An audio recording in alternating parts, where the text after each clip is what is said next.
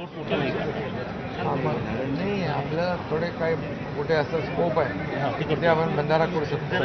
पण आपल्याकडे आता जलसंधारणमधून करता येईल लगेच, तर ते लगेच लावून टाका कामाला लोक. म्हणजे तो झाला की परमनंट झाला. सो तुम्हाला किती पैसे लागतील ते मी लगेच देतो तिथे जलसंधारणमधून. आणि पब्लिक टॉयलेट झाले झाले ना? छान झाले. पब्लिक टॉयलेट सगळीकडे झालं. काम सुरू आहे. पब्लिक टॉयलेट पूर्ण झालं. तिथे पाईपलाईन कुठे कुठलं? तिथं हां,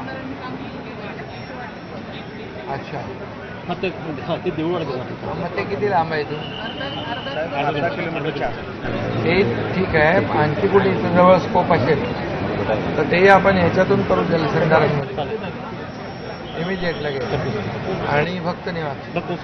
पण ते तुमचं ते पहिलं आम्ही भेटतो येऊन ठाण्यामध्ये येऊन ठाण्यालाच येऊन आणि दुसरा जो विषय आहे तो जरा सगळे येणार. मुंबईचा जो विषय आहे, थोडं पाठी घ्या ना. मुंबईचा जो आहे म्हणजे आपण पण आम्ही सगळे तुम्ही या ना मुंबईला मग. मला भेटू. चला. उद्या या ना पुढे. ते काय तुम्ही जरा शुभेच्छा दे ना आता. हा, शुभेच्छा सगळं काय ऑल या सामंत साहेब या. तुम्ही जावा अध्यक्ष साहेब थांबा. उदय साहेब पुढे पुढे आई भराडी देवीच्या उत्सवाच्या निमित्ताने आलेल्या सर्व भराडी देवीचे भक्त बांधव भगिनी सगळ्यांना मनापासून शुभेच्छा देतो. आणि दरवर्षी लाखो भाविक या यात्रेला येतात आणि आईचं दर्शन घेतात मनोभावे श्रद्धेने. आणि नवसाला पावणारी देवी म्हणून या आईची ख्याती नावलौकिक आहे. आणि म्हणून हजारो लाखो लोक या ठिकाणी येतात. मंदिराचं काम देखील चांगलं सुरू आहे. अंगणे कुटुंबीय या देवस्थानाचं सगळं जे काय पावित्र्य मांगल्य आणि इथलं डेव्हलपमेंट करताय. खरं म्हणजे अंगणे परिवार एवढं मोठं काम करतोय हे खरं म्हणजे याचा आदर्श इतर लोकांनी घेतला पाहिजे. आणि म्हणून शासनाच्या माध्यमातून देखील जे जे काही करता येईल ते त्यांनी सांगावं. आणि भक्तांसाठी या ठिकाणी जे आवश्यक आहे सोयीसुविधा त्या तिथं कुठेही सरकार मागे पडणार नाही. पब्लिक सार्वजनिक शौचालय, सार्वजनिक आपल्या बाथरूम्स या ठिकाणी आणखी कमी पडले तरी आपल्याला करता येतील कलेक्टर. आणि पाण्याचं जे काही प्रश्न आहे तोही आज त्यांनी सांगितला आहे. आणि तो पाण्याचा प्रश्न देखील आपण कसा सोडवता येईल यासाठी मी जिल्हाधिकाऱ्यांना सूचना दिलेल्या आहेत. भक्तनिवासचं बोलायचं नाही, भक्तनिवास तुम्ही सांगितलं. आणि अंगणे परिवाराने भक्तनिवासाच्या बद्दल देखील सांगितले. पण ते परमिशन लिहून द्या. ते मिळाल्यावर म्हणजे परवानगी मिळाल्यावर, परवानगी म्हणजे सरकारची नाही आपल्याला देवीची. आम्ही तर बोलतो परवानगी आपल्याला देवीचा कौल घ्या. आणि मग तेही आपल्याला करता येईल. कारण इथे लाखो भाविक भक्त येतात, एका श्रद्धेने येतात, न चुकता येतात. आज खूप कार्यक्रम होते पण योग होता इथे यायचा. पहाटे 4ला उठलो, 5ला विमान पकडून इकडे आलेलो. त्यामुळे शेवटी एक देवीचं एक जे सत्व आहे आणि ते बरोबर इकडे आपल्या भक्ताला दर्शनाला खेचून आणतं. याच्यातला तसं बघायला गेलं तर आपलं का अध्यक्ष महोदय आपलं तसं येण्याचं प्रयोजन नव्हतं. पण मनामध्ये होतं की पण आज 2 तारीख महत्त्वाची असते.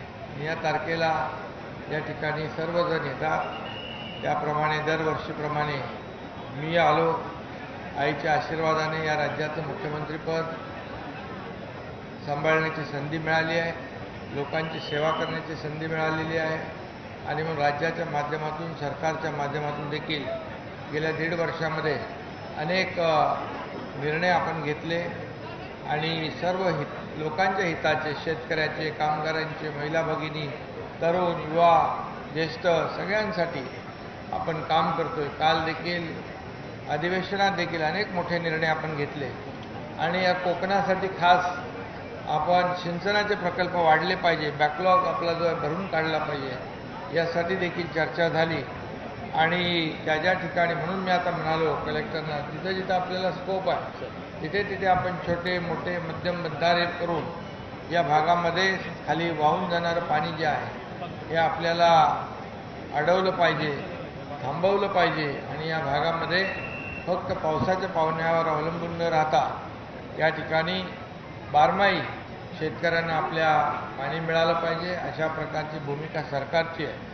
आणि म्हणून रस्ते असतील, दिवाबत्ती, आरोग्य, पाणी, सिंचन या सर्व बाबी ज्या आहेत या आपण शासनाच्या माध्यमातून जेवढं आपल्याला करता येईल. रस्ते झाले इकडे बरे चांगले आणि सगळ्यात महत्त्वाचं म्हणजे जो कोकणातला रस्ता जो आहे तो देखील आता पूर्ण होतो आणि मुंबई, गोवा, सिंधुदुर्ग हा एक आपण जसा मुंबई पुणे केला ॲक्सेस कंट्रोल, नागपूर मुंबई केला, तसा मुंबई सिंधुदुर्ग पण आपण ॲक्सेस कंट्रोल ग्रीनफील्ड रस्ता करतोय, जेणेकरून अतिशय अर्ध्या वेळेमध्ये या ठिकाणी लोकांना पोहोचता येईल, पर्यटनाला वाव मिळेल, इकडे पर्यटक मोठ्या प्रमाणावर येतील. आपले बीच खूप चांगले आहेत, या बीचला देखील त्या रस्त्याच्या माध्यमातून कनेक्ट करता येईल आणि मोठ्या प्रमाणावर या भागामध्ये सुविधा मिळतील. आपण कोकण विकास क्षेत्र प्राधिकरण नवीन निर्माण केलेलं आहे,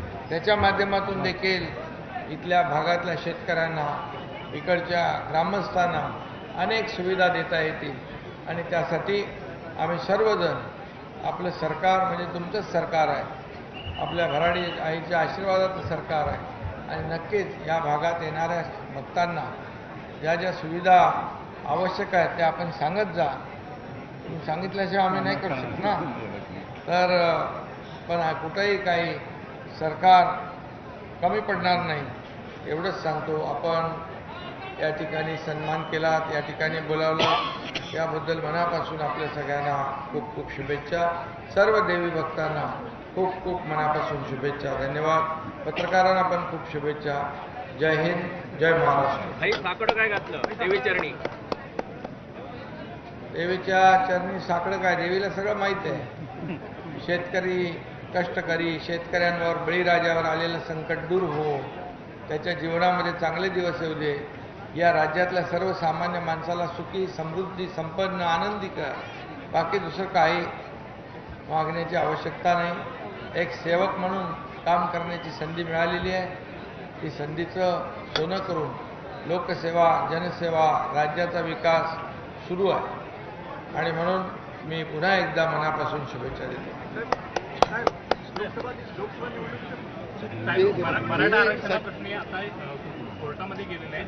सरकार या संदर्भातलं काही दाखल करणार केलेलं आहे, त्यावेळी दाखल केलं आहे आणि ते मराठा आरक्षण टिकणार, कायद्याच्या चौकटीत बसणार, हेच असं सगळ्या त्रुटी दूर करून दिलेलं आहे.